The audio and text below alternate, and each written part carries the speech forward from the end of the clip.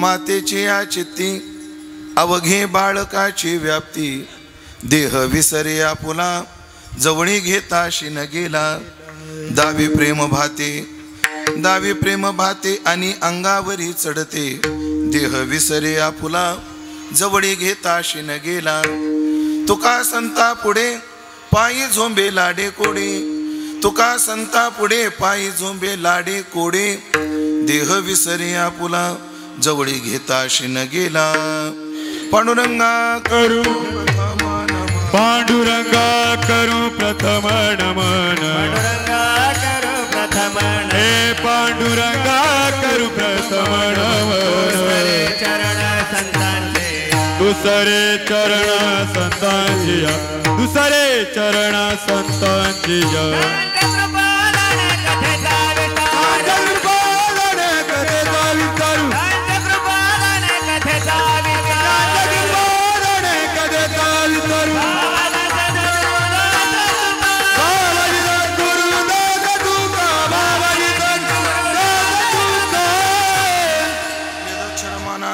आनंद मज केवलम श्रीमन्युवृत्तीनाथेती ख्यातम दैवतमाश्रयी सेवे लागी सेवक झालो तुमच्या लागलो निज चरणा अहो स्वामी तुकया देवा यावरी न करावा अवेर संपाद्य ज्ञानंच विदाय भक्तिम विलोकितो येन समाधिराज वैराग्यवंतम सुविचारयुक्तम नमामि जोगम शिरसा गुरुंतम जयांचे केलिया स्मरण होय सकळ विद्यांचे अधिकरण तेच वंदो श्रीचरण श्री गुरूंचे ते नमस्कारोनी आता लेकुराचे मातेची या चित्ती अवघी बाळकाची व्याप्ती देह विसरे आपुला जवळी घेता शिन गेला सेवेकरता निवडलेला अभंग संत श्रेष्ठ जगद्गुरु श्री तुकाराम महाराज यांचा 4 चरणाचा अत्यंत गोड सुंदर असा अभंग असून या अभंगातून जगद्गुरु श्री तुकोबाराय संतांसमोर मातृत्व या नात्याचं स्मरण करून आपल्या अंतःकरणातल्या इच्छेकरता लाड धरून एक कोड करतायत विठाला विठाला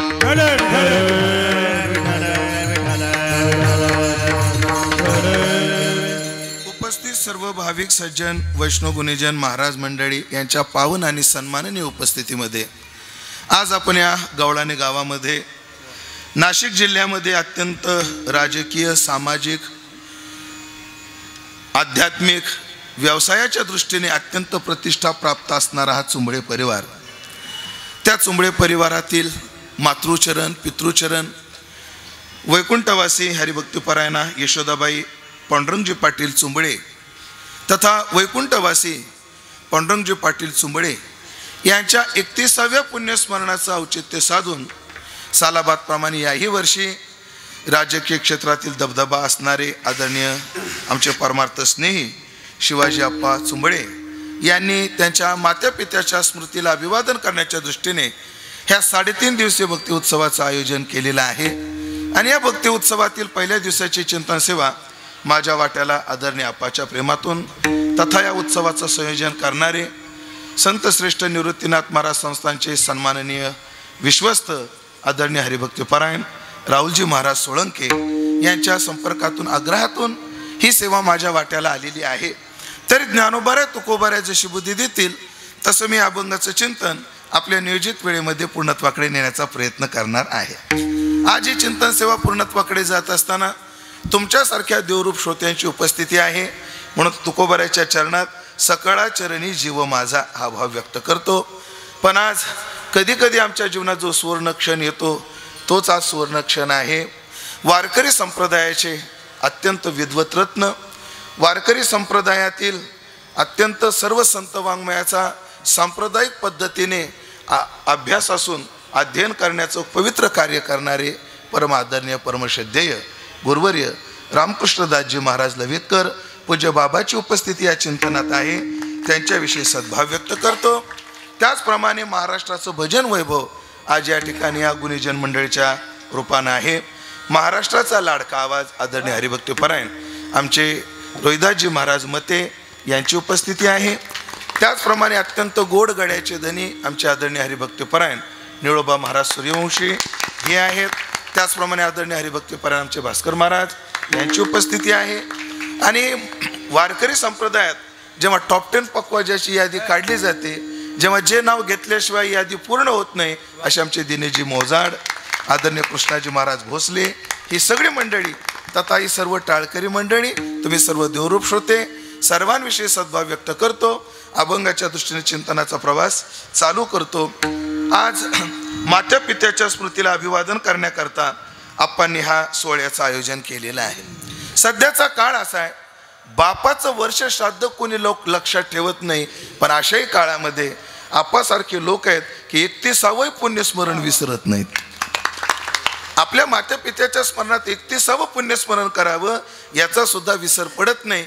याचं एकच कारण आहे, आप्पाकडे भरपूर पैसा आहे म्हणून आप्पाने कार्यक्रम केला आहे असं नाही. देवानं तर ते दिलेलंच आहे, त्यात काही वादच नाही आहेच. पण मातेविषयी आणि पित्याविषयी आपल्या अंतःकरणात जी श्रद्धा आहे, जे प्रेम आहे, ते दिसण्याचं एक हे माध्यम आहे. कारण काय, नारद भक्ती सूत्रामध्ये प्रेमाच्या संबंधाने विचार आहे की अनिर्वचनीयम प्रेम स्वरूपम. प्रेमाचं स्वरूप कसं आहे म्हणजे अनिर्वचनीय. प्रेम नाही सांगता, बोलता, दाविता, अनुभव चित्ता, चित्त जाणे, तुकोबारे सुद्धा म्हणतात. तो स्वसंवेद्य विषय आहे. पण एखाद्या व्यक्तीला एखाद्याविषयी प्रेम आहे हे कशावरून कळतं? ऐकलं का? जसं अनिर्वचनीय भक्तिशास्त्र प्रेमाला अनिर्वचनीय म्हटलं, तसं वेदांत मायेला अनिर्वचनीय म्हटलेली. माया सुद्धा अनिर्वचनीय. आणि मग एक आहे, जी वस्तू अनिर्वचनीय असते ती वस्तू कार्याने अनुमानित करायची असते. त्याला कार्यानुमेय वेदांता शब्द आहे. म्हणून माया अनिर्वचनीय, मग ते कार्यावरून अनुमानित करता येते. तसं प्रेमही अनिर्वचनीय, ते शब्दात बांधता येत नाही. मग ते कसं ओळखायचं? तो व्यक्ती त्या व्यक्तीविषयी काय क्रिया करतो यावरून प्रेम कळतं.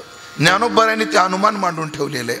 ज्ञानोबराय म्हणतात, संभ्रमाची आयती तरी स्नेह होय व्यक्ती.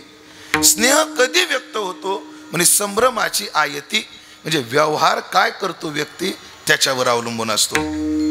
वैकुंठवासी जगन्नाथांना म्हणायचे, एखाद्या व्यक्तीला आपल्याविषयी प्रेम आहे हे कसं ओळखावं? अण्णांची भाषा आहे, आपण जर त्यांच्या घरी गेलो, अण्णांची भाषा अशी असायची, आपण जर त्यांच्या घरी गेलो आणि आपल्याला पाहिल्या बरोबर त्यांच्या कपाळावर जर आट्यांचा जिना निर्माण झाला, अण्णांची भाषा काय होती? आट्यांचा जिना निर्माण झाला, ओळखून जावं या व्यक्तीला आपल्याविषयी नितांत प्रेम आहे. व्यवहार काय करतो याच्यावरून. म्हणून आपणना आई वडिलांविषयी प्रेम आहे कशावरून? तर ह्याच सगळ्या प्रपंचाच्या व्यवहारावरून. विठाला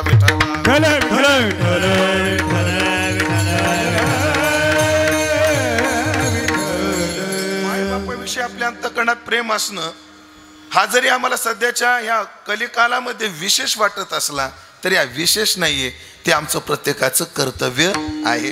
मायबापाचं स्मरण राहिलंच पाहिजे.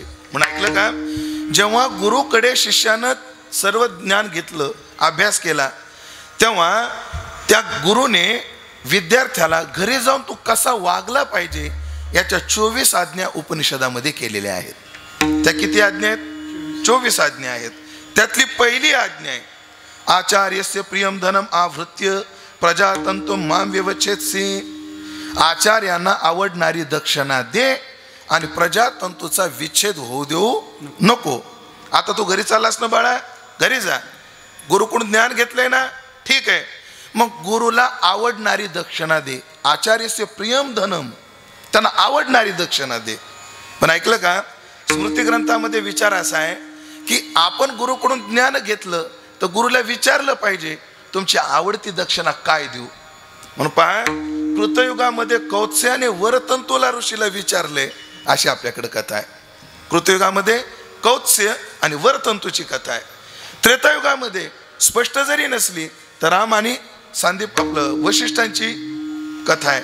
आणि स्पष्ट रूपाने द्वापार युगामध्ये भगवान कृष्णाने जेव्हा सांदीपनी ऋषीकडून ज्ञान घेतलं तेव्हा ते गुरुकडे गेलेले आहेत आणि दक्षिणेची पृच्छा केलेली आहे की मी तुम्हाला काय देऊ.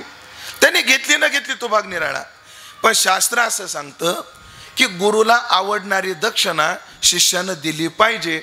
पण हे विधान 3 युगा करताय, कृत, त्रेता आणि द्वापार. कलियुगामध्ये गुरुला दक्षिणा दिली पाहिजे, गुरुला आवडेल हीच दिली पाहिजे असं विधान नाही. खरंय. हा, कारण शास्त्रालाही माहिती आहे कलियुगात गुरु काय मागतील याचा नियम नाही. कलियुगातले गुरु काय मागतील याचा नियम नाही. म्हणून दक्षिणाचं विधान आहे, पण गुरुला आवडणारीच दिली पाहिजे असं नाही. मी एका गावात सप्ताहाला गेलो. हा, तेव्हा 7-7 दिवस राहत होतो विना पाऱ्याला वगैरे. कारण आवाज काही तुमच्यासारखा नाही आम्हाला. आमचा आवाज आणि या मंडळीचा आवाज म्हणजे कसा निवृत्ती भाऊ, या मंडळीचा आवाज म्हणजे समृद्धी महामार्ग, कुठं स्पीड ब्रेकर नाही. आणि आमचा आवाज म्हणजे प्रधानमंत्री ग्राम सडक योजना. तिला किती खाच आणि किती खळग्या याला काही गणित नाही. असो, एका सप्त्याला गेलो मी निवळ. आणि खरं तर महाराज लोक आल्यानंतर लोक तोरणं लावतात आहे ना, पडदे लावतात. पण मी ज्या घरी मुक्कामाला होतो त्या घरातली बाई पडदे काढीत होती, तोरणं काढीत होती, ती बाई काढत होती. मी जे आता नाव सांगत नाही कीर्तनात, हे नाही माईक हे नसतं ना तर नक्की सांगितलं असतं. काय ऐकणारे ऐकून घेते, शूट करणारे शूट करून घेतात आणि तेवढा तुकडा व्हायरल करते. बाबाला माहिती आहे ते ना, मी बाबा तुम्हाला सांगेल बघ, तुमच्या परिचयाचे बी नाहीत ते महाराज. आपले देवकर परंपरेतलेच आहेत एक. ऐका, पडदे काढायला लागली, तोरणं काढायला लागली. मी त्या बाईला म्हणलं, ताई तुमच्या घरी आज महाराज येणार आहेत, महाराज यायचं असल्यावर लोक पडदे तोरणं लावतात, तुम्ही काढता काय? तुम्ही महाराज आजचा महाराज वेगळा आहे म्हणली. त्याला तोरण आवडलं तर तोरणच घेऊन जातो म्हणजे, मग त्याच्यावर काढून ठेवलेले बरे. मग कलियुगात कसे गुरु निघतील याचा नियम नाही. मग कलियुगात हे विधान नाही, पण अन्य युगात हे विधान आहे. कलियुगात दक्षिणा देण्याचं विधान आहे, पण आवडती दिली पाहिजे असं काही विधान नाही. चला, थोडं विषयांतर झालं नकळत की 24 आज्ञा सांगत होतो मी तुम्हाला त्या वेदाच्या. त्यातली पहिली आज्ञा आहे आचार्यस्य प्रियम धनम आवृत्य प्रजातंतुम मां व्यवच्छेदसी. त्या सगळ्या आज्ञामधल्या अजून 3 आज्ञा आहेत की ज्या लोक प्रसिद्ध आहेत. आपण शाळा शिकत असताना प्रत्येक बोर्डवर त्या लिहिलेल्या असायच्या. काय आज्ञा आहेत? मातृदेव भव, पितृदेव भव, आचार्य देव भव. मातृदेव भव, आईला देव मानणारा हो. भव आज्ञार्थ क्रियापद आहे बाबा. मातृदेव भव, आईला देव मानणारा हो. आपल्याकडे व्यवहारात अर्थ काय करतात? आई हे दैवत आहे. हा अर्थ काही गैर नाहीये, पण शब्दशः जर आपण त्या शब्दाला न्याय द्यायचा ठरला तर त्या वाक्याचा योगिक अर्थ होतो की मातृदेव भव, आई देव आहे असा मानणारा हो. बाप देव आहे असा मानणारा हो. गुरु देव आहे असा मानणारा हो.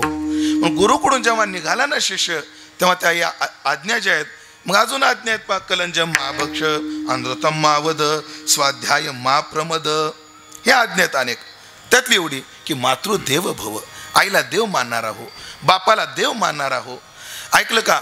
मानणं वेगळं आणि कृतीत तसं असणं फरक असतं. मानणं वेगळं, बोलणं वेगळं आणि कृती तशी असणं. म्हणून ऐकलं का?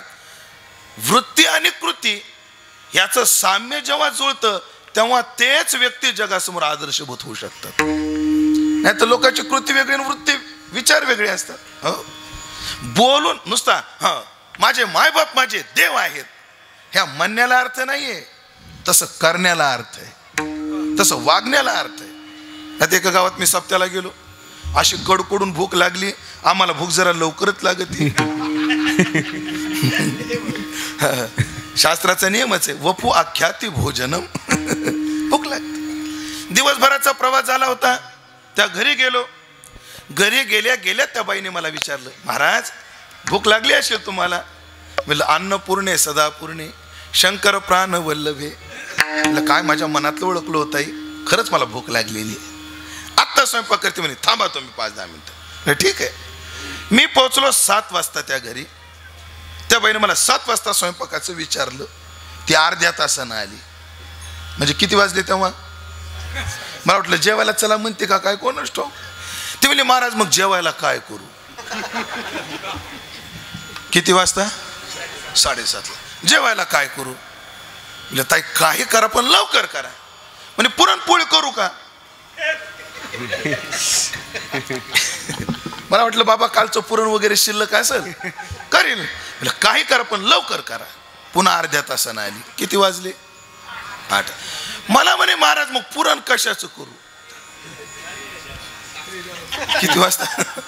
8 वाजता. पुरण कशाचं करू? मी कोयतान माझे हाडं तोडून शिजायला घाल म्हणजे तुला बरं वाटेल तोपर्यंत. काय म्हणलं ताई कशाचं करा पण लवकर करा, भूक लागली. परत अर्ध्या तासाने आली. किती वाजले? 8:30. मला म्हणे महाराज तुम्हाला कांदा लसूण चालतो का? म्हणलं ताई आमचं असं आहे, असलाच पाहिजे हाही आग्रह नाही आणि नसलाच पाहिजे हाही आग्रह नाही. जे असेल ते. कांदा कस काय नाही टाकला तुम्ही म्हणून आम्ही चिडत नाही. का टाकला नाही अशी चिडत नाही. मला बिना कांदा लसणाचं असल्याशिवाय मी खात नाही असाही आग्रह नाही. काय हरकत नाही म्हणलं ताई करा. परत अर्ध्या तासानं आली. बोला की आता किती वाजले? 9 वाजता. मला म्हणे महाराज राहुल महाराजाचा फोन आला, फेटा बांधा. बघता काय उपाशी मेला ना उम्या. बोलाचीच कडी, बोलाचाची बात जेवण्या कोण तृप्त झाला. म्हणून ऐकलं का गुरुवारी तात्या सांगत असतात, बाबा तात्या सांगत असतात, लोक मोठ्या कौतुकानं लिहितात मात्या पित्याचा आशीर्वाद बंगल्यावर. नावले गोड गोड लिहितात. त्या कसमध्ये ते बंगला पाहिला त्याच्यावर नव्हतं कांद्याची कृपा.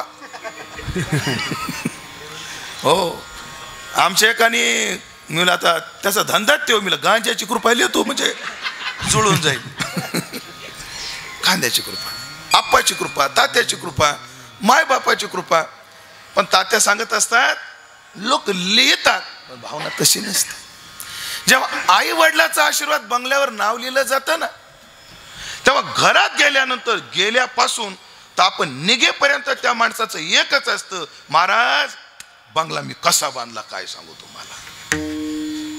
कुठून सिमेंट आणलं, कुठून फर्निचर आणलं, कुठून काय आणलं, कुठून काय. अरे मग जर तुझी भावना जर असेल आई वडिलाचा आशीर्वाद, तर आपल्या तोंडात हे वाक्य आलं नाही पाहिजे मी बंगला बांधला. त्यांनी बांधून घेतला. म्हणून आचार्य देव भव, मातृदेव भव, पितृदेव भव. देव मानणाराच होऊ नको तर तद अनुषंगाने क्रिया करणारा हो. मग ऐकलं का मंडळी? ऐका, आपण माणूस म्हणून जन्माला आलो ना, माणूस म्हणून जन्माला आलो. पण आम्ही माणूस म्हणून जन्माला आल्यामुळे आम्हाला देवाची प्राप्ती करणं आमचं कर्तव्य आहे. आणि आम्ही कोणाच्या तरी उदरी जन्माला आलो म्हणून त्यांची सेवा करणं आमचं कर्तव्य आहे. सेवा करणं, 2 सेवा केल्या पाहिजे. एक मायबापाची सेवा आहे आणि दुसरी देवाची सेवा आहे. मायबापाची सेवा का? कारण त्यांनी आम्हाला जन्म दिला. हो, त्यांनी आम्हाला जन्म दिला, ती कृतज्ञता आम्ही पाळली पाहिजे. ऐकलं का? तुकाराम महाराजाला मायबापाची सेवा न करणाऱ्याची लय चिड, अतिचिड. मी कायम सांगत असतो ते हे संभाजीनगर जवळ पाटोदा आहे पहा, तिथलचे ते सरपंच पेरे पाटील, भास्करराव पेरे, यांचे खूप भाषणं व्हायरल आहेत यूट्यूबला. ते एका भाषणात काय म्हटले, मग ग्रामपंचायत जागोजागी बोर्ड लिहिते इथे थुंकू नका, इथे थुंकू नका, असे अनेक बोर्ड असतात पाटील. हो, ते म्हणे पण अहो ती नैसर्गिक क्रिया आहे, थुंकणं येणारच. 10 पाट्या जर ग्रामपंचायतनं लावल्या असतील इथं थुंकू नका, इथं थुंकू नका, एक तरी पाटी अशी पाहिजे इथं थुंका, इथं लघवी करा. हा, तुम्हाला गायछापशिवाय करमत आपलं, तुम्हाला थुंकी येणारच ना, इथे थुंका. आता योगायोगानं जगन्नाथांनाच्या पुण्यतिथीचा फिरता सप्ताह पाठवू देते. भास्कर पाटलांनीच आयोजन केलंय. माझं तिथे कीर्तन आहे, तिथं गेल्यावर मी सांगणार आहे की ग्रामपंचायतला या पाट्या लावायच्या पंचायतीत पडायची गरजच नाही. कुठं कुठं थुंकायचं याच्या पाट्या गाथ्या तुकोबारांनी लावून ठेवल्यात खूप प्रमाणात. कुठं कुठं थुंकायचं याद्या म्हणजे खूप पाट्या आहेत, पण मला पाहिजे तेवढी एकच पाटी आत्ता वाचतो. कुठं कुठं थुंकायचं. ऐका, तुकोबराय म्हणतात, बाईलेचा दास पितराशी उदास, बाईलेचा दास पितराशी उदास, बाईलेचा दास पितराशी उदास, बाईलेचा दास पितराशी उदास, भिकाऱ्यास नये दारा, भिकाऱ्यास नये दारा, भिकाऱ्यास नये दारा, भिकाऱ्यास नये दारा, थुंका थुंकारे त्याच्या तोंडावर, तुंका तुंकारे त्याच्या तोंडावर,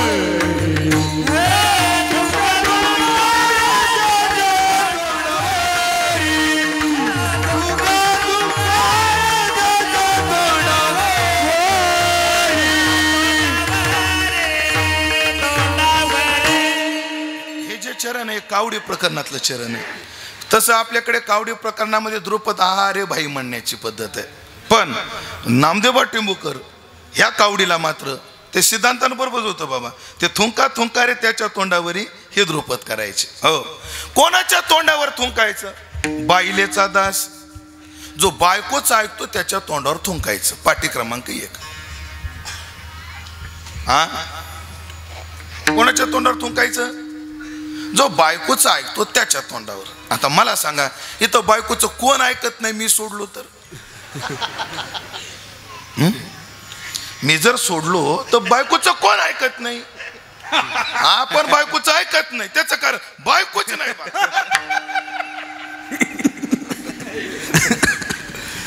पण ऐकलं का, ती त्यात विवेक आहे. धर्मानुकूल जर आचरण ती सांगत असेल, हो, कार्येषु मंत्री तिला म्हटलेलं आहे. हिताचं वाक्य बरोबर आहे. तुकोबराचं प्रमाण आहे, स्त्री पुत्र बंदीजन नारायण स्मरविती. स्त्री पुत्र आणि बंदीजन याच्यावर आमच्या परंपरेमध्ये स्त्रीमध्ये सांगत असताना चुडालिका कालिदासाची बायको स्त्री सांगितली जाते. पुत्र प्रल्हाद आहे, अष्टावक्र आहेत पुत्र. आणि बंदीजन कोण आहे? रौगण राजाचा बंदीजन असणारा जड भरत आहे. चला, बाईलेचा दास थुंका थुंकारे त्याच्या तोंडावरी, पितराशी उदास जो माय बापाची सेवा करत नाही तो त्याच्या तोंडावर थुंकायला सांगितलंय. म्हणून माय बापाची सेवा हे मुलाचं कर्तव्य आहे. ती सेवा केली पाहिजे. किती केली पाहिजे? ज्ञानोबाराच्या अर्ध्या ओवी सांगतो. खरं तर राहुल महाराज ही ओवी एवढी प्रसिद्ध आहे, सगळ्यांच्या पाठ आहे. पण दुर्दैव या ओवीचं आहे, सगळ्यांच्या पाठ आहे पण जवळजवळ सगळ्यांचीच या ओवीकडं पाठ आहे. सकळ तीर्थाची धुरे जी एका माता पितरे ती सेवेसी कीर शरीरे लोणकीचे. म्हणजे मायबापाची सेवा किती करावी? वेळ प्रसंगी आपलं शरीर सुद्धा वळून टाकायची वेळ आली तर टाकावं म्हणे. महाराजाला उदाहरणं भरपूर पुराणात उदाहरणं. सगळ्या कथा विस्तारानं सांगायला वेळेची मर्यादा आहे. नभग म्हणजे सूर्यवंशातला राजा झाला नभग. त्याचा पुत्र नाभाग होऊन गेला. नाभागाने आपल्या बापाच्या सेवेत राज्य वळून टाकलं. देवव्रत अर्थातच पितामह भीष्म त्याने बापाच्या सेवेमध्ये आपलं तारुण्य टाकून दिलं. ब्रह्मचर्याची प्रतिज्ञा घेतली बापाच्या सेवेत. अजून आहे का देवव्रत. त्यानंतर उदाहरण येतं एक आपल्याकडे प्रसिद्ध, तसे खूप आहेत पण एक उदाहरण अजून आठवतंय मला. ते म्हणजे ययाति पुत्र पुरु. त्याने सुद्धा आपल्या बापाला काय दिलं? आपलं तारुण्य दिलं. वळून टाकायची वेळ आली तर टाकलं पाहिजे म्हणे. ऐकलं का? महाराष्ट्राचं आराध्य दैवत छत्रपती शिवाजी महाराज. या शिवाजी महाराजांनी आईच्या सेवेत काय वळून टाकलं याची गोड कथा आहे. कथा आहे म्हणजे छत्रपती शिवाजी महाराज किती मातृभक्त होते. उदाहरण आहे का? महाराजांची पहिली राजधानी राजगड. आणि राजगडावरून कुठं हलवली? रायगड. रायगड म्हणजे कोकणातला भाग, अत्यंत उंच. आजही रायगडवर उन्हाळ्यात सुद्धा माणूस स्वेटर घातल्याशिवाय झोपू शकत नाही, एवढी थंडी. गुरुवर्य बाबा त्या सगळ्या उत्सवाचे साक्षीदार आहेत. आपल्या व्यसनमुक्तीचे मोठे मोठे सप्ते, त्यामध्ये जेव्हा रायगडावर सप्ताह झाला, म्हणजे जे तांदूळ शिजवायला, जे अन्न शिजवायला 1 सिलेंडर लागतं, रायगडावर 2 सिलेंडर लागायचे. एवढं वातावरण थंड. ते कधी? आता. तर मला सांगा, छत्रपती शिवाजी महाराजाच्या काळात किती थंड असेल ते वातावरण. रायगडावर राजधानी बांधली अप्पा शिवाजी महाराजांनी. आणि जिजाऊचं वय झालं होतं. जिजाऊला एवढ्या उंचावर राहणं शक्य नव्हतं. हो, पण पाचाड नावाचं गाव आहे रायगडाच्या पायथ्याला. पाचाड जे रायगडाच्या पश्चिमेला आहे.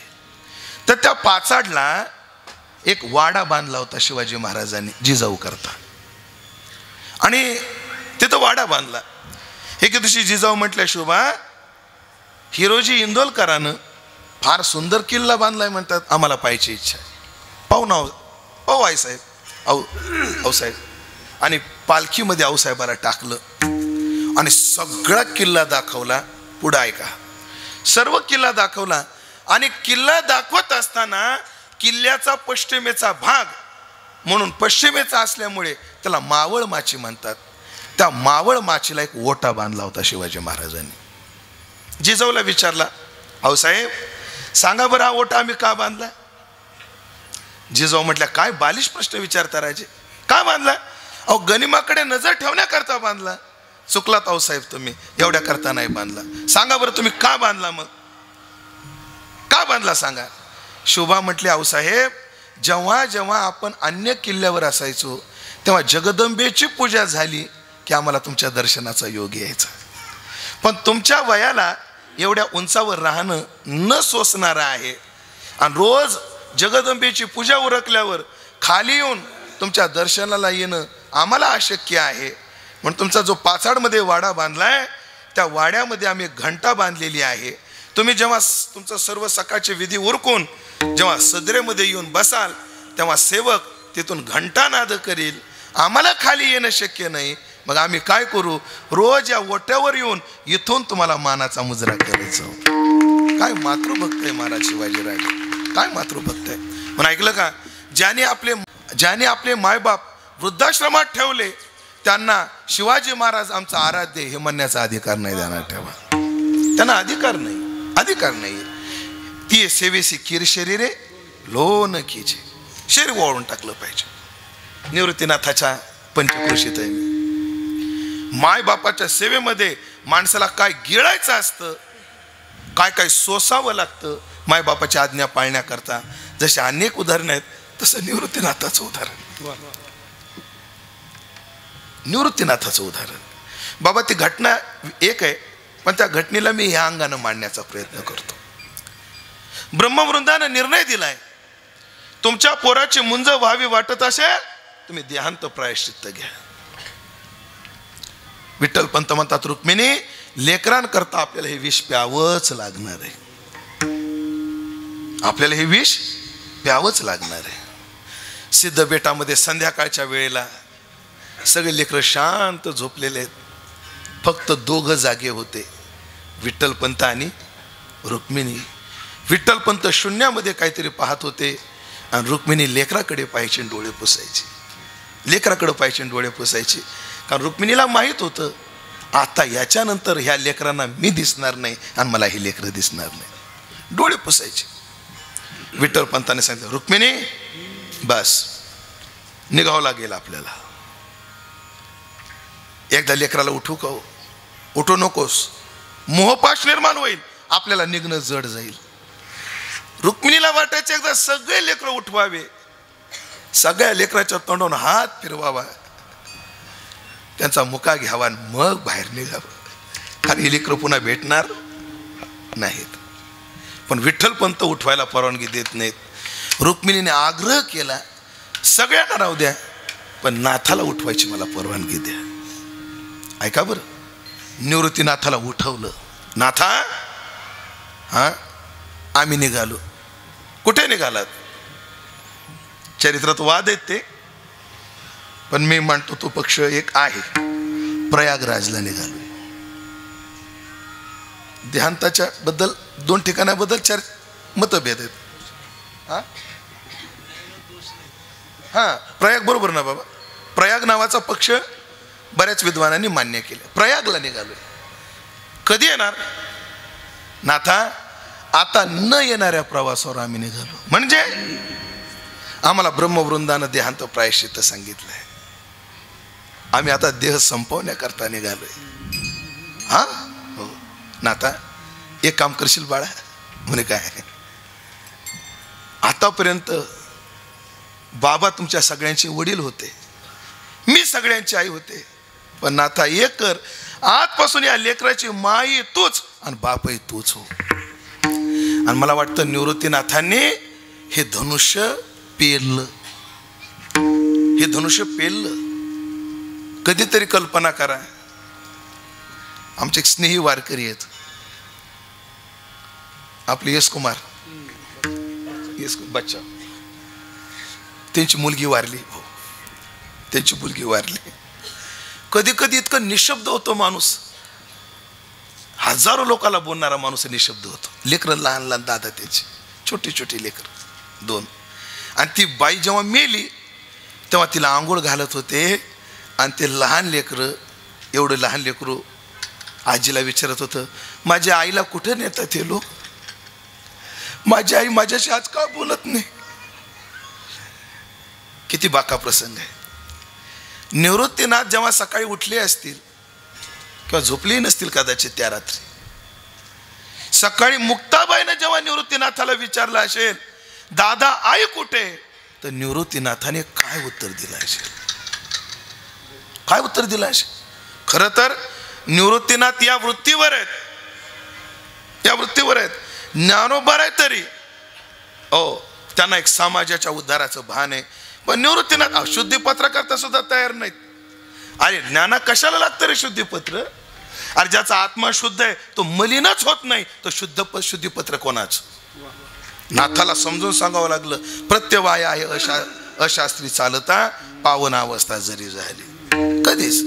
पण निवृत्तीनाथ खरं तर स्वतः निवृत्तीनाथांनी वर्णन केले की ज्येष्ठाच्या आधी कनिष्ठाशी जाणे केले नारायणे विपरीत उपराटे, विपरीत उपराटे.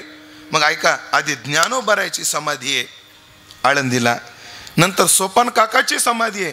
ज्ञानोबारायला समाधीला बसवतात न बसवतात तेवढ्यात तव सोपान म्हणे स्वामी, पूर्वी बोलिले ते तुम्ही, करे पठार संवत्सर ग्रामी, समाधी देऊ मनोनी. त्याचं काय झालं? ज्ञानोबाराला समाधीला बसवलं, नंतर सोपानाला समाधीला बसवलं, त्यानंतर यात्रा करत करत तापी तीरावर गेले आणि कोणालाच गती कळाली नाही आणि आईसाहेब अंतर्धान झाल्या. मग ऐका, आई वडिलाला दिलेला शब्द पाळण्याकरता 3 भावाला समाधीला बसवलं. नंतर त्र्यंबक येऊन नाथ विसावले. ध्यानात ठेवा. ह्याला काय म्हणायचं? नात्रादी जाऊ शकले असते, पण आपल्या आई वडिलाला दिलेला शब्द, याची भूमिका तुम्ही वेगळी मांडू शकता. पण मी अल्पबुद्धीनं ह्या एक अंगाने एक विचार मांडतो की माय बापाची सेवा. म्हणून ऐकलं का, जे जे म्हणतात ना मी निवृत्तीनाथाचे आहेत, हो त्यांना सुद्धा कधी अधिकार आहे? माय बापाची सेवा करत असो तेव्हा अधिकार आहे. तेव्हा अधिकार आहे. तात्पर्य ऐका मंडळी, माय बापाला देव मानणं, त्यांची सेवा करणं इतिहासात उदाहरणं आहेत, पुराणात उदाहरणं आहेत, संत वाङ्मयात उदाहरणं आहेत. महाराज श्राद्ध का केलं पाहिजे? शास्त्रानं सांगितलं म्हणून आणि शिष्टाने तसं आचरण केलंय म्हणून. म्हणून आपल्याकडे व्यक्तीच्या कृतीला 2 आधार असतात, शास्त्राधार आणि शिष्टाचार. शास्त्र आधार आणि शिष्टाचार. आता विस्तार करायला वेळ नाही. तुकाराम महाराजांनी सुद्धा आपल्या वडिलाचं श्राद्ध केल्याचं उदाहरण आहे. संत मैपती बाबा लिहितात. विस्तार करत नाही, तात्पर्य एवढंच की माय बापाला देव मानणं आणि माय बापाची सेवा करणं, ह्या 2 गोष्टी आहेत. आणि या सेवेतूनच आपलं माय बापाविषयीचं प्रेम काय होतं? सिद्ध होतं. ऐका बरं मंडळी, ऐका. निवृत्ती भाऊ, जग एवढं जरी बिघडलेलं असलं, जरी आपल्याला वाटत असलं, जगात सज्जन माणसं कमी झाली, संपलेली नाहीत, आजही आहेत. आजही असे काही मातृपितृ भक्त पाहिले मी की त्यांची मायबापाची सेवा पाहिली तर वाटतं कीर्तन सोडावं ह्यांच्या सेवेमध्ये थांबावं. आजही आहेत. मी दुसऱ्या जिल्ह्यातले सांगत नाही, मी नाशिक जिल्ह्यातले सांगतो. एक दोन मातृभक्त सांगतो तुम्हाला. साकुरे मिग नावाचं गाव आहे, ओझरला बाजूला. तिथं बोरस्ते कंपनी आहे. तिथं आमचे एक वारकरी आहेत, नारायणबाबू बोरस्ते. रोहिदास महाराज, मी सेवा पाहिली, मी त्यांची आई वडिलांची. 6 वर्ष आई जागेवर होती. ताई किती दिवस? 6 वर्ष. तिचं लघवी संडास पासून 6 वर्ष त्या पोरानं स्वतः घरी राहून केलं. सोपी गोष्ट आहे? सोपी गोष्ट आहे नाही, सोपी गोष्ट. असे मातृभक्त आहेत. आमचे देवपूरचे नारायण पाटील सुद्धा खूप गोड आईची सेवा करतात, खूप गोड सेवा करतात. असे अनेक असतील. मला पाहण्यात हे आले म्हणून त्यांचा विचार मी मांडला. तात्पर्य ऐका मंडळी, मात्या पित्याची सेवा हे कर्तव्य आहे आणि याच कर्तव्याबरोबर देवप्राप्तीसाठी सुद्धा प्रयत्न केला पाहिजे. आणि त्यात एक बोलू का, मायबापाची सेवा निष्ठेने केली तर देवप्राप्ती करण्याकरता वेगळं साधन करायची गरज नाही. हो, म्हणून निवृत्त पुंडलिक रायाला देव भेटला. कशामुळे भेटला? स्पष्टप्रमाणे पितृसेवा पुण्य लाधला निधान. पितृसेवेच्या पुण्याईने. मग वारकऱ्याचं आराध्य दैवत पंढरीमध्ये माय बापाच्या सेवेमुळे आलं. वारकऱ्यांना माय बापाला वृद्धाश्रमात टाकायला परवानगी नाही. मग वारकऱ्यांना ते काय, आपल्याला मला जर कोणी विचारलं ना, बाबा तुमची जात कोणती, ह्या अलीकडच्या काळात जातीचं लय फॅड निघालं. सगळं झोपलं होतं पण कोणी खाजूर काढलं काय माहित. सगळं शांत झालं होतं. जात कोणती? बरं, लोक इतक्या शिथापीने विचारतात, महाराज तुमचं गाव कोणतं? मानवत. कुठं आलं ते? परभणी. बरं बरं बरं. तुमचं आडनाव काय? बरं, माझं आडनाव असे अंदाजच येत नाही. माझं आडनाव नाही येत. म्हणजे कसं, एक तर शरीर यष्टीवरून अंदाज येत नाही आणि आडनावरून अंदाज येत नाही. मला विचारतात आडनाव काय? म्हणलं दशरथे.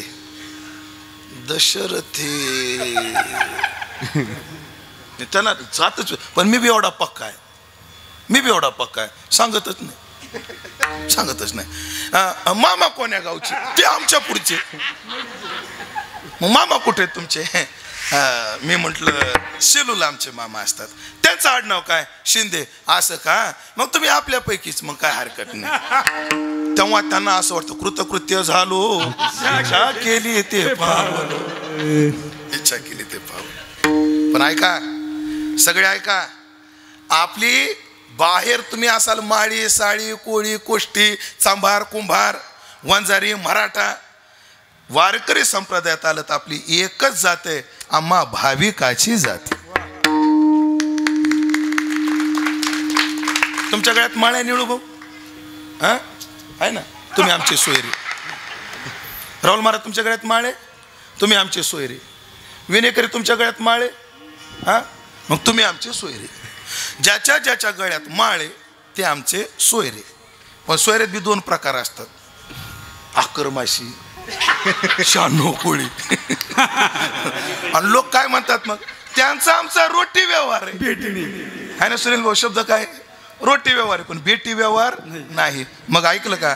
ज्याच्या गळ्यात माळ आहे ते आमचे प्युअर सोयरे.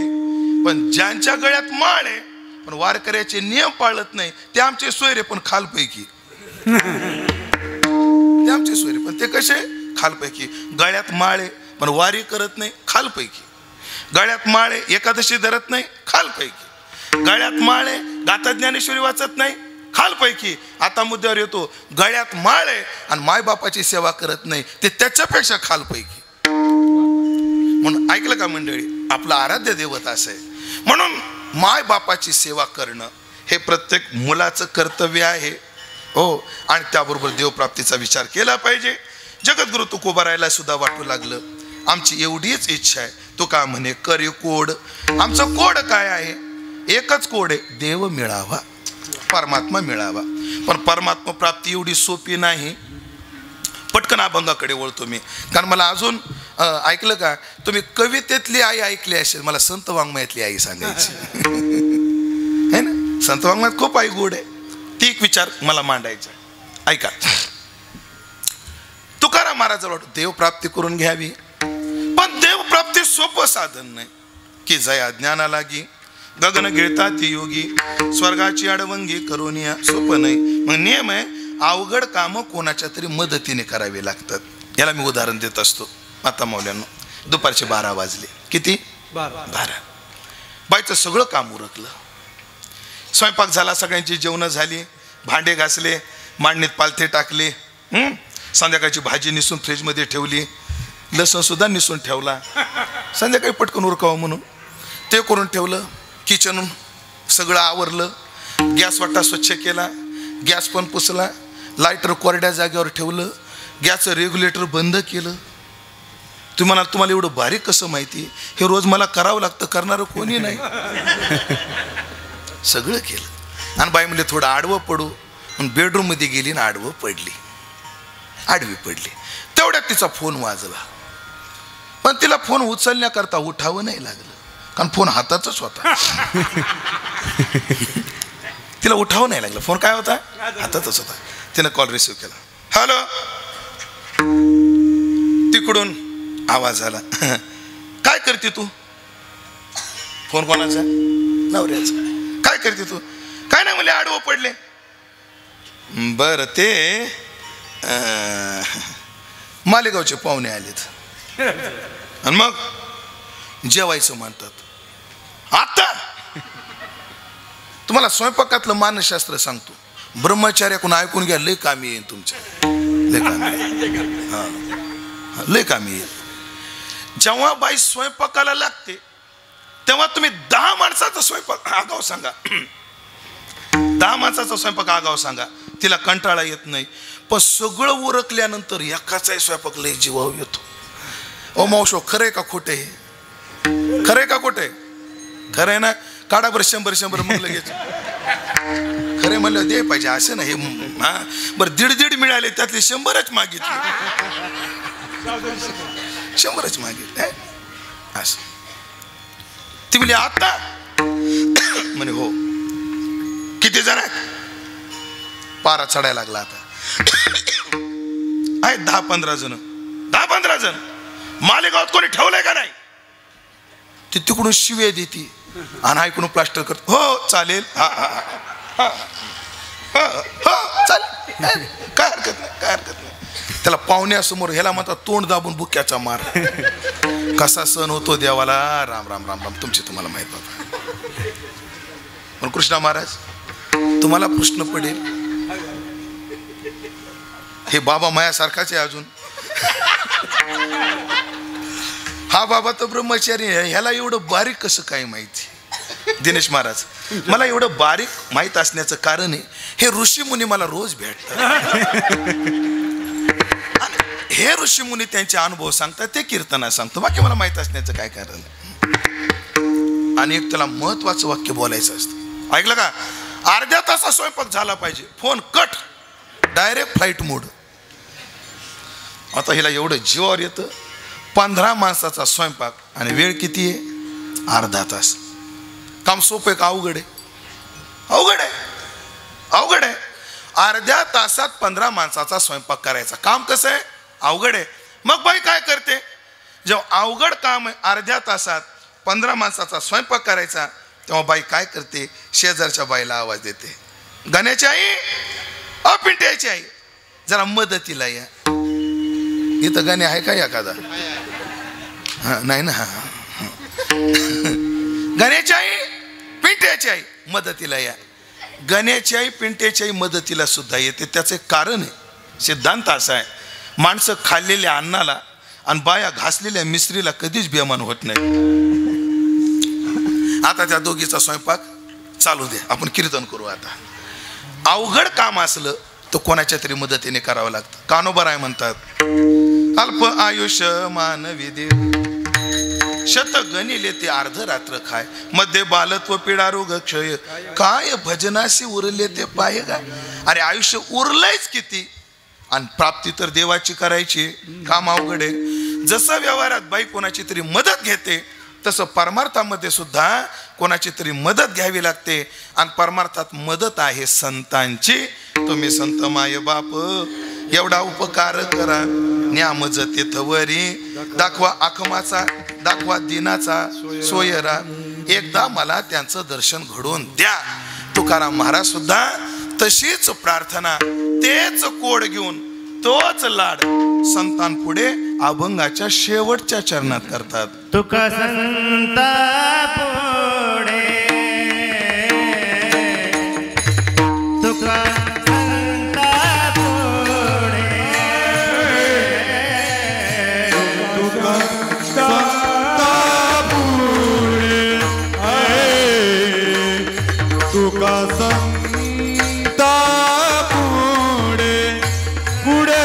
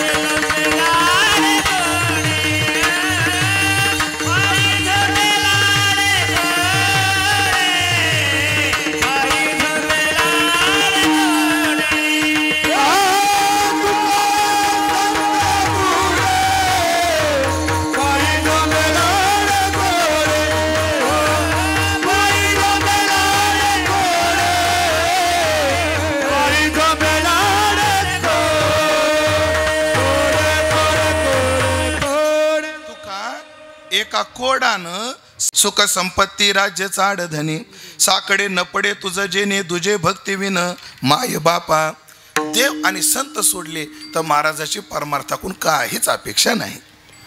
एवढ्या कोडानं, एवढ्या इच्छेने, देवप्राप्तीच्या इच्छेने, कोणापुढे? संतापुढे. संतापुढेच का? त्याचं कारण आहे, जर आम्हाला गोळ्या औषधं पाहिजे असतील तर ते हार्डवेअर मध्येच भेटतील की नाही? नाही का? मग कुठं जावं लागेल? मेडिकल मध्ये. आम्हाला जर सिमेंट स्टील पाहिजे असेल तर कुठं जावं लागेल? हार्डवेअर मध्ये जावं लागेल. आम्हाला जर कपडा पाहिजे असेल तर कुठं जावं लागेल? कपड्याच्या दुकानात जावं लागेल. तसं आम्हाला देव जर पाहिजे असेल तर संतांच्याच दुकानात जावं लागेल. दुसरीकडे आम्हाला भेटणार नाही, कारण संता विन प्राप्ती नाही, ऐसे वेद देते ग्वाही. लोक म्हणतात महाराज ही वस्तू ना फक्त त्याच दुकानात भेटते, अन्य ठिकाणी भेटत नाही, तिथंच भेटते. म्हणून चोजविता भले ऐशी स्थळे तुकोबाराय म्हणतात. आणि ते स्थळ कोणतं आहे तर संता पुढे जाऊन तुकोबाराय पायी झोंबे लाडे कोडे. कोडानं झोंबायला लागले पण लाडे, संताचं लाडे म्हणजे वात्सल्य भावातून, नम्रतेतून त्यांच्या पायावर झोंबायला लागले. महाराजाला अपेक्षा आहे माझ्या मानसी हे आस, नित्य सेवा वा ब्रह्मरस, सदा संत चरणी देहाचा वास, एवढी अपेक्षा आहे. आणि त्या इच्छेने झोंबायला लागले. पण ऐकलं का मंडळी, माणसाला एखाद्यावर काम सोपवायचं असलं तर त्यांचा आणि आपला संबंध असला तर काम लवकर होतं. मला सांगा, मुख्यमंत्र्याकडे आपलं काम लवकर होईल का त्यांच्या पोराचं लवकर होईल? बरंच लवकर होईल, है ना.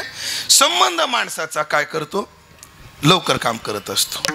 मग काहीतरी नातं जोडलं पाहिजे आधी ह्यांच्याशी, तेव्हा ते काम होईल. बरं, नातं कोणतं जोडावं? नाती दोन प्रकारची आहेत. काही प्रकृती पुरुषाच्या संबंधाने आहेत आणि काही प्रकृती स्त्री संबंधाने आहेत. म्हणजे मामा, काका, चुलता, भाऊ हे पुरुष संबंधाने नाते. ताई, मावशी, काकी, पुतणी, मामी हे स्त्री संबंधानं. मग ऐका, पुरुषांच्या नात्यापेक्षा स्त्रीची नाती नाजूक आहेत. पण स्त्री नात्यामध्ये सुद्धा अजून 3 नाते नाजूक आहेत, आईचं, बाईचं आणि ताईचं. 2 वर्षापूर्वी याचा विस्तार केला होता, आज करत नाही. ते सगळं तुमच्या लक्षात आहे हे गृहीत धरून. आई, बाई आणि ताई म्हणजे सगळे नाते जर चाळणीत टाकले सगळे गळून पडतात आणि स्त्रींची नातीवर राहतात. पण स्त्रियांची सगळी नाती चाळली पिठाच्या चाळणीनं तर 3च नाते शिल्लक राहतात, आई, बाई आणि ताई. पण त्याच्यापेक्षा मैद्याच्या चाळणीनं जर चाळलं तर एकच नातं शिल्लक राहतं, ते म्हणजे आईचं. म्हणजे बाईचं नातं आहे पण सदा शृंगारभूषणी, कांतालवे बहुमानी, त्या धनाची झाली या तुटी, स्त्री वसुवसुनी लागे पाठी, त्या नात्याला मर्यादा आहे. चला पुढं पुढं बोलायचं ना, आता विस्तार नाही. ताईचं नातं आहे, बहिणीचं नातं लय गोड आहे. बहिणीचं नातं अति गोड आहे, फक्त शेतातून तेवढा समृद्धी जाऊ नये. शेतातून काय गेला नाही पाहिजे, हायवे तेवढा जाऊ नये. नाही तर बहिणीचं नातं लय गोड, लय गोड. मग एकच नातं राहिलं जे करी लाभाविन प्रीती, ते आईचं नातं आहे. पण आपलं हे काम कळकळीने व्हावं, लवकर व्हावं, या उद्देशातून तुकाराम महाराजाला वाटू लागलं यांना आपण आईचं नातं जोडावं. अलंकापुरवासिनी ज्ञानाबाई माय बहिणी माय, ज्ञानाबाई माझी अनाथाची माय माय, आईचं नातं जोडावं. मग तुकाराम महाराज संता पुढे गेले, झोंबू लागले लाडानं कोडानं आणि नातं जोडलं आईचं. मग ती आई कशी असते आणि मग तुम्ही माझ्याशी कसं वागलं पाहिजे, अशा उद्देशाचे गाथ्यात खूप अभंग आहेत तुकोबरायच्या. त्यातला हा एक अभंग आहे की मातृत्वाच्या नात्याचं स्मरण करून देऊन महाराज प्रवृत्त झाले. पण त्या मातृत्वाचं स्मरण करत असताना मातेचे 5 गुण या अभंगामध्ये आले. किती गुण? 5 गुण. आईचे 5 गुण म्हणजे आईच्या अंगात 5च गुण आहेत असं नाही, या अभंगात 5 आले. पण हे समर्थ 5 गुण आहेत. हे 5 गुण या अभंगामध्ये आले. मी तर म्हणेन हे 5 गुण म्हणजे आपांनी आपल्या आईची मांडलेली पंचोपचारे पूजा आहे. यातला एक गुण आपण पाहू. त्या मातृत्वातला पहिला गुण अभंगाच्या पहिल्या चरणात. मातेची आचिती, मातेची आचिती, मातेची आचिती, मातेची आचिती, हे मातेची आचिती, मातेची आचिती, मातेची आचिती, मातेची आचिती, मातेची आचिती,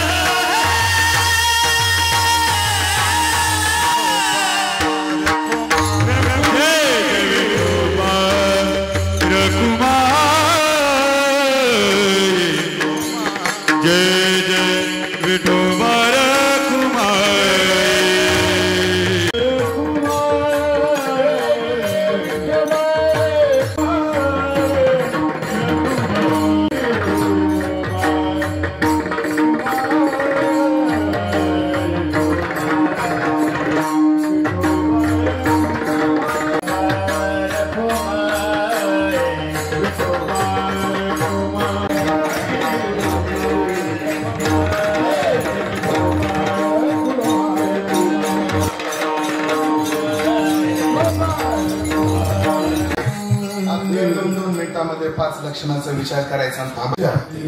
काय असतं आईचं चित्र? जिच्या चित्रानं सगळं लेकराचं हित असतं. बघा तुम्ही, जेव्हा बाईला कळतं की बाई तुझ्या गर्भामध्ये आता लेकरू आहे, त्या क्षणापासून ऐका बरं, ज्या दिवशी तिला कळतं आपल्या गर्भात लेकरू आहे त्या दिवसापासून तर ती मरेपर्यंत नाही, आपण मेल्यावर सुद्धा लेकराची काळजी वाहते. ज्या दिवशी गर्भात असतो लेकरू, गर्भात लेकरू आलं की मोठ्या बाया म्हणतात, बाई आता गरम वस्तू खायच्या नाही, तो अमकं खायचं नाही, तो तमकं खायचं नाही. आपले सगळे चोचले बाजूला टाकते लेकरा करता.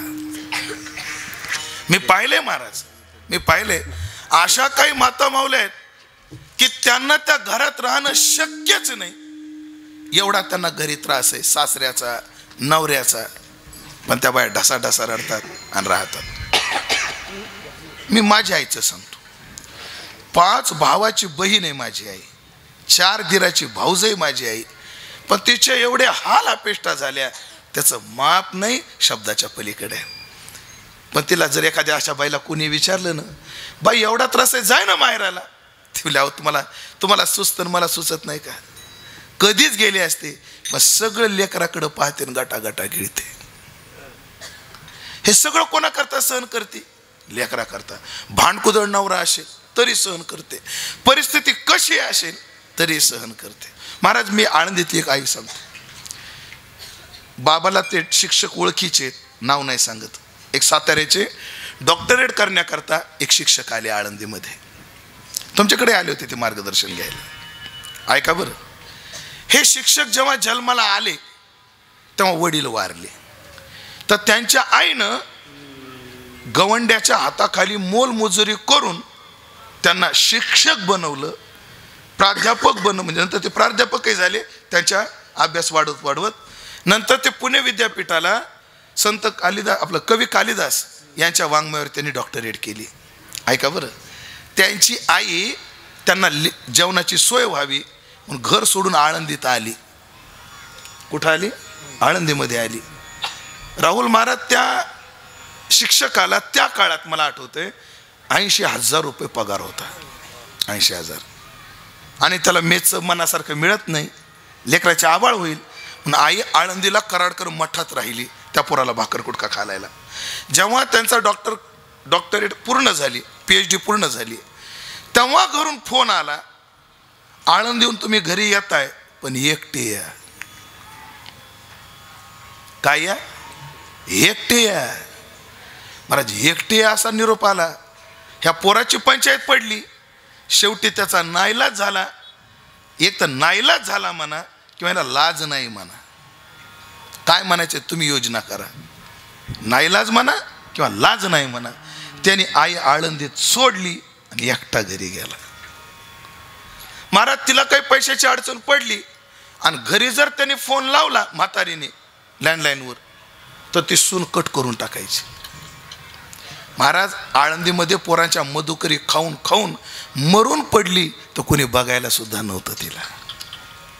पण एवढा असून, बरं एवढा त्रास असून तिला जर कोणी विचारलं, तात्या म्हटले, ताई सांग, हा त्याच्याकडे बघतो, जाऊ द्या तात्या, त्याचा काय माझ्या जीव नाही असं नाही हो, आता बायको तशी भेटली त्याला तो तरी काय करेल. काय माया असते, काय माया असते, तो तरी काय करेल. सदैव लेकराचे चित्तामध्ये. 1-2 उदाहरणं सांगतो इतिहासातले. उदाहरणं असे आहेत, जिजाऊचा शेवटचा काळ आला. शिवबाला जवळ बोलवलं जिजाऊने. जिजाऊनं शिवबाला जवळ बोलवलं आणि सांगितलं, शिवबा आम्ही आता निघालो. साहेब गडबड काय करता, राहा थोडे दिवस आम्हाला आशीर्वाद द्यायला. नाही शिवबा आता जावं लागणार आहे, पण शिवबा आम्हाला तुमच्याकडून एक वचन पाहिजे. काय वचन पाहिजे? शिवबा आम्हाला एकच वचन द्या, आम्ही मेल्यानंतर तुम्ही जीवावर बेतणाऱ्या मोहिमा आखणार नाही, एवढं वचन द्या. जीवावर बेतणाऱ्या मोहिमा आखणार नाही एवढं वचन द्या. पुरंदरचा तह जीवावर बेतणारी मोहीम, पुरंदराचा वेढा तोडणं जीवावर बेतणारी, पन्हाळ्याचा वेढा तोडणं जीवावर बेतणारी मोहीम, अशा जीवावर बेतणाऱ्या मोहिमा तुम्ही आखू नका. शोभानं विचारला, हो साहेब असं तुम्ही का म्हणता? जिजाऊ म्हटल्या, शोभा जेव्हा जेव्हा तुम्ही जीवावर बेतणाऱ्या मोहिमा आखायचे ना, तेव्हा जगदंबेला साकडं घालून आम्ही बसायचो. शोभा आम्ही गेल्यानंतर जगदंबेला साकडं घालणारं कोणी नाही हो, तुमची काळजी घेणारं कोणी नाही. म्हणून आता जीवावर बेतणाऱ्या मोहिमा आखू नका, आता स्वतःची काळजी घ्या. इतक्याही लेकराचा विचार करते, एवढा विचार करते. माझी आई संक्रांतीचा आदला दिवस होता निळोबा, 13 जानेवारी. मी घरी गेलो, रात्री मला 1:30 वाजला जायला घरी.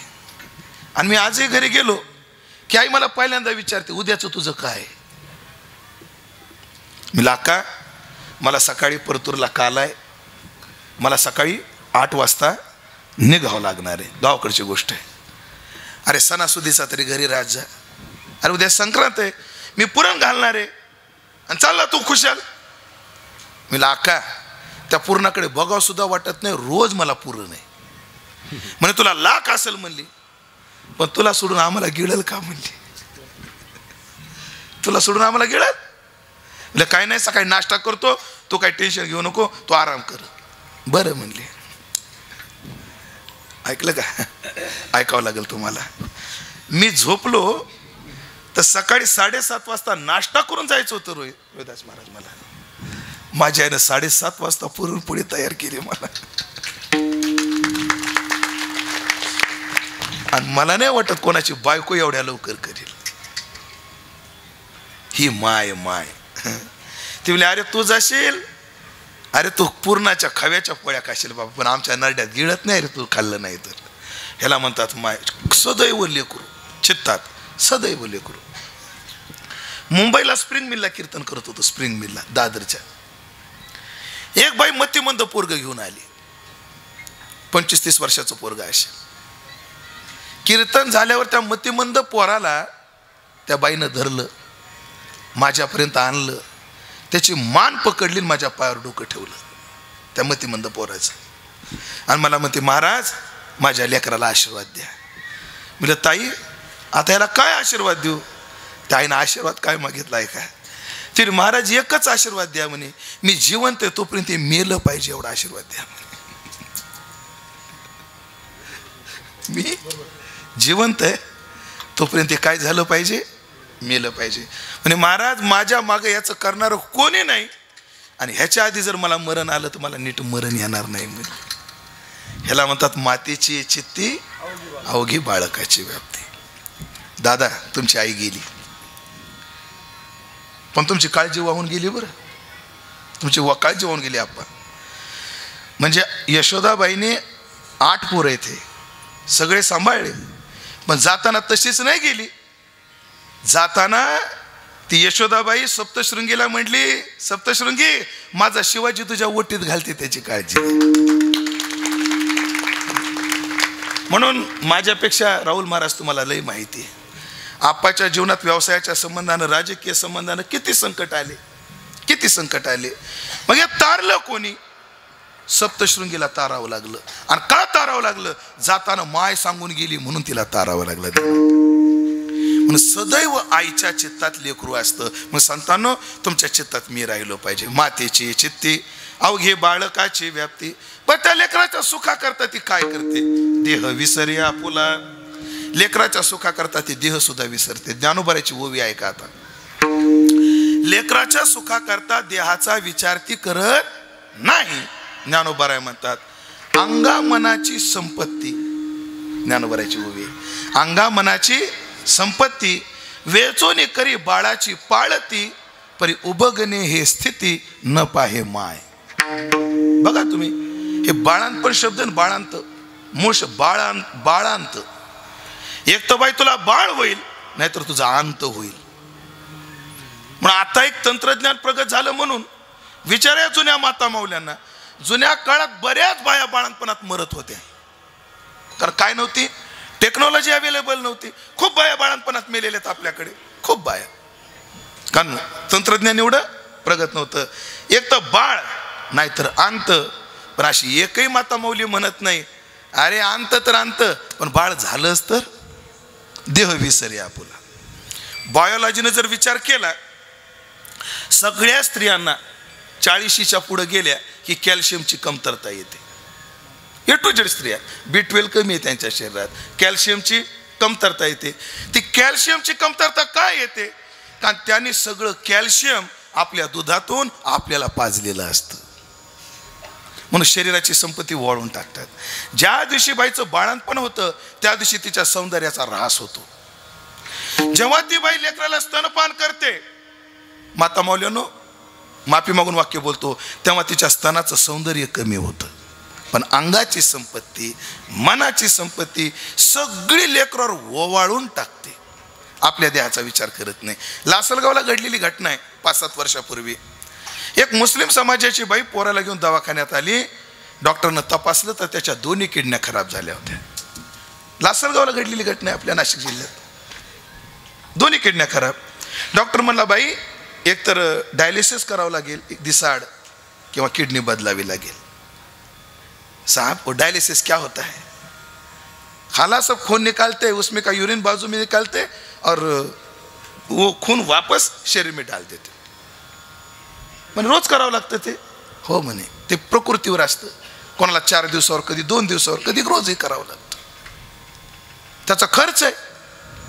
म्हणजे दुसरा काय पर्याय? दुसरा पर्याय आहे म्हणजे काय? किडनी ट्रान्सफर करता येईल. त्याला सूट होणारी किडनी जर मिळाली तर करता येईल. महाराज दुसऱ्या वाक्याला मायच म्हणू शकते, माझी किडनी चालेल का?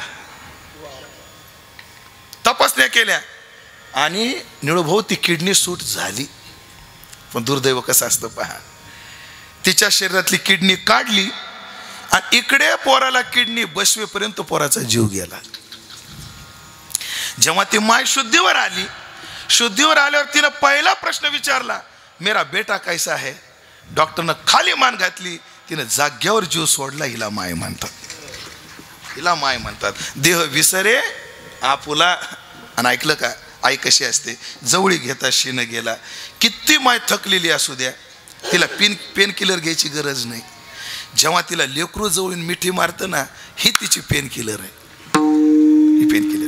मी माझ्या आईचं सांगतो, माझ्या आईला सूतगिरणीत 18 तास काम केल्याशिवाय आमची चूल पेटत नव्हती. निवृत्ती भाऊ, नुसतं काम नाही हो, हार्ड वर्क करावं लागायचं, खूप कष्टाचं काम, उभा राहून काम करावं लागायचं त्या सूतगिरणीमध्ये माझ्या आईला. 18 तास. आणि महाराज जेव्हा आमच्या आई कधी 3ला, कधी 4ला, कधी 5ला जेव्हा सूतगिरणीतून आमच्या घरी यायची, घरी आल्यावर आमचे वडील आम्हाला अभ्यासाला सकाळी उठवायचे आणि मला झोप आवरत नसायची. तर मी काय करायचो, वडिलाला चुकवायचो आणि आईच्या गोदड्यात शिरायचो. आईच्या खांद्यावर आई माझं डोकं ठेवायची, माझ्या अंगावर हात घालायची आणि शांत आईच्या कुशीमध्ये झोपायचं. माझं ते सुरक्षा कवच होतं, कारण आईजवळ गेलं की वडील उठवायचे नाही. आणि आई जवळ घेऊन वडील सकाळी आईला रागवायचे, तू त्याला जवळ का घेते, तू जवळ का घेते? राहू द्या हो, ते लेकरू आहे. आणि तुम्हाला सांगते, ते जवळ आलं ना, 18 तास काम केल्याचं कष्ट निघून जातात हो माझे. असू द्या म्हणायची. जवळी घेता शीन गेला. बघा तुम्ही, बाईला जेव्हा लेकरू होतं तेव्हा किती वेदना होतात ते आईलाच माहिती. तो मातेचा सोयरा केतूला पहा, तिलाच माहिती. पण एवढ्या वेदना ती एका क्षण. आता पेन किलर आता आलं, जुन्या काळात पेन किलर होतं काय नव्हतं. सगळ्या बाया घरीच प्रसव व्हायच्या. आणि मग एवढं वेदना तिला झालेल्या, ती एकच मिनिटात विसरायची. ते कधी? जेव्हा लेकरू तिच्याजवळ गेलं की ते सगळं दुःख विसरून जायचे. देह विसरे आपुला, जवळी घेता शीन गेला, दावी प्रेम भाते. लेकरा करता अनेक प्रकारचे खाऊ करून पुढे ठेवते, अनेक. बघा तुम्ही, हे नाही खाल्लं तर ते खाईल, ते नाही खाल्लं तर आमकं खाईल. काहीतरी जेवलं नाही लेकरू तर त्या दिवशी तिला करमत नाही. का रे, तुला भाजी नाही आवडली, मी करून देते. महाराज खरंच आपण कृतज्ञ आहेत, आपण फार कृतज्ञ आहेत. आईच्या प्रेमाची किंमत मलाही कळाली नाही, तुम्हालाही कळाली नाही. साने गुरुजीचा श्यामच्या आईच्या प्रकरणातलं शेवटचं प्रकरण आहे राहुल महाराज. साने गुरुजी म्हणतात, आमच्या सगळ्यावर प्रेम करणारी आई गेली. आम्ही अंत्यविधी करून आलो आणि आईच्या नावानं दिवा पेटवला होता.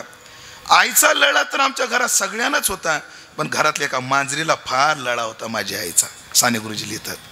आणि मग ती मांजर आईच्या मृत्यूनंतर जो दिवा लावला जातो त्या दिव्याजवळ जाऊन बसली, अशी शेपूर्तीनं पुढे घेतली आणि जी मान ठेवली त्या मांजरीनं तिथे जीव सोडून दिला.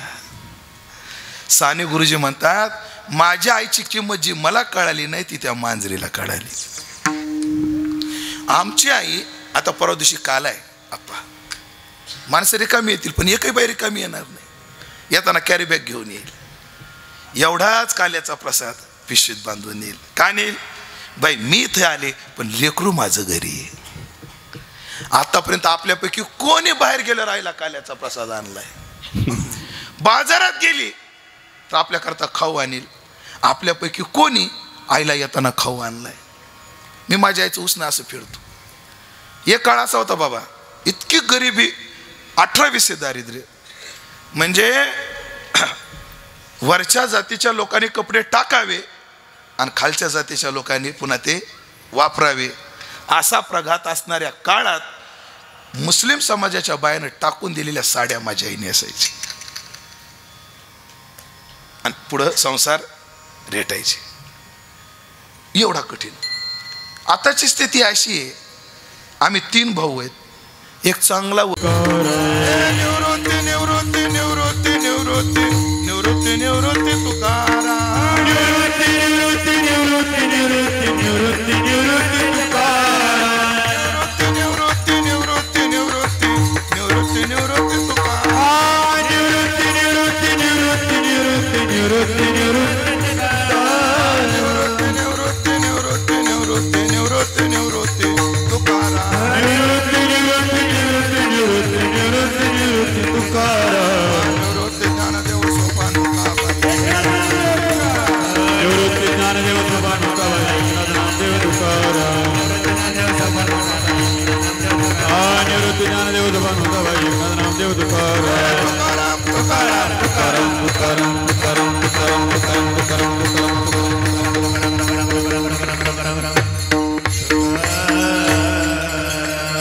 आज पहिला दिवस असल्यामुळे चालू व्हायला वेळ गेलेला आहे. उद्यापासून कार्यक्रम सगळे वेळेत होतील. सर्वांनी शिस्तीचं पालन करा. विठ्ठल जय विठ्ठल जय जय विठ्ठल.